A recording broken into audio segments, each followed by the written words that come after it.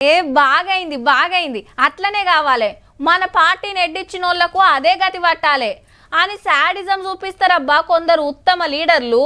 కానీ పార్టీ జెండా ఏదైనా ముందు మనిషే కదా, అందుకే మంచితనం మనిషితనం చూపించిండు గీసారు. దౌకాన్ల బెడ్ మీద బీజేపీ ఎమ్మెల్యే అనుపమ మేడం చూస్తానికొచ్చింది ఎస్పీ అధ్యక్షుడు అఖిలేష్ యాదవ్ సారు.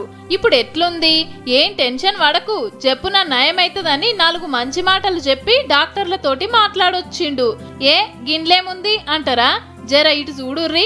మహిళా రిజర్వేషన్ బిల్లుకు అడ్డం పడ్డాడని మొన్న ఉత్తరప్రదేశ్ లో అఖిలేష్ సార్ దిష్టిబొమ్మ గాలబెట్టిండ్రు బీజేపీ లీడర్లు. ఆయనతో ఎమ్మెల్యే మేడానికి మంట అంటుకొని ముఖంగా ఆలింది.